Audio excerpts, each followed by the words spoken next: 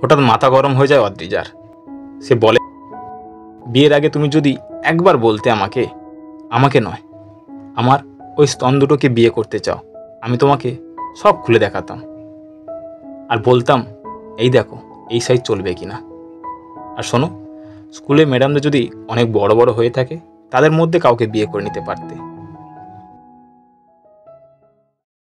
নমস্কার, আমি সুখদেব আর আপনারা শুনছেন সুখদেবের গপ্প ইউটিউব চ্যানেল। আজকের গল্পটা শুধুমাত্র প্রাপ্তবয়স্কদের জন্য। আপনারা কোনো খারাপভাবে নেবেন না, বাস্তবটা তুলে ধরার জন্য এই গল্পটা পাঠ করা হয়েছে।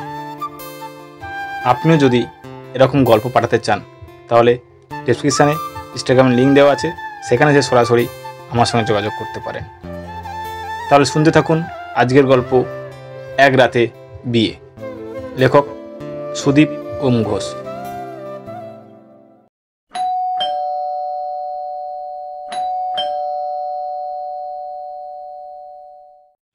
সকাল 7টা বেজে গেছে। দরজায় জোরে ধাক্কা।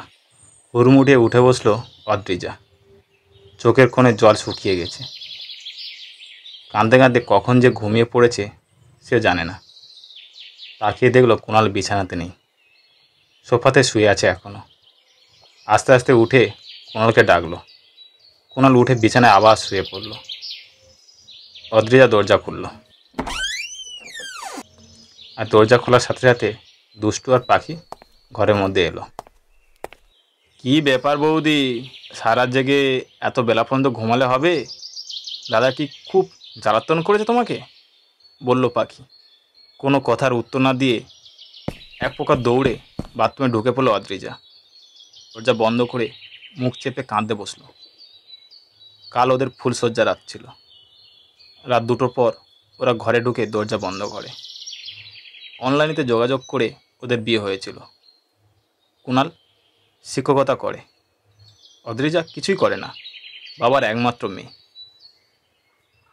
আবার ফিরে গেল অদ্রিজা গতকাল রাতের কথা।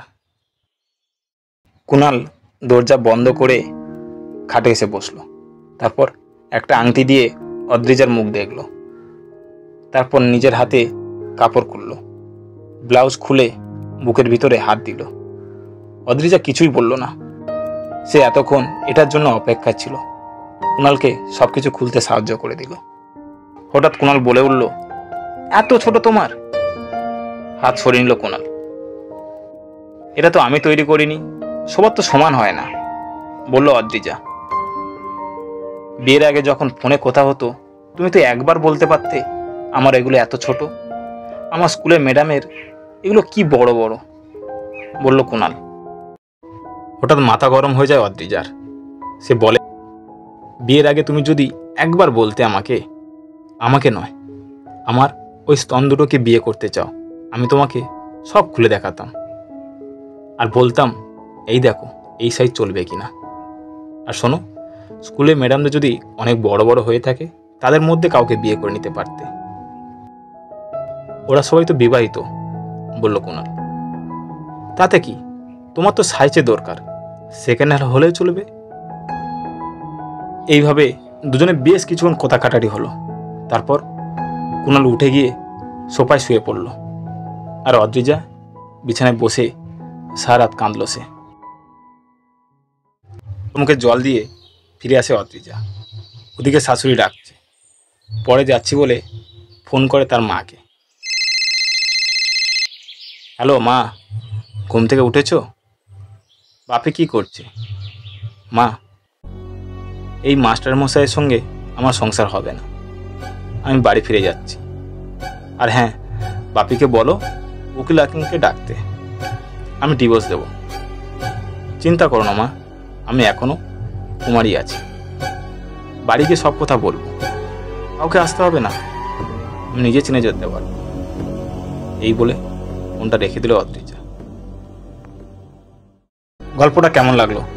যদি ভালো লাগে অবশ্যই পাশে থাকবে, আর যদি গল্প পাঠে কোনো ভুল ত্রুটি হয়ে থাকে অবশ্যই আমাকে কমেন্ট করবেন, তাহলে নেক্সট গল্পে আমি সেটা সংশোধন করে দেব।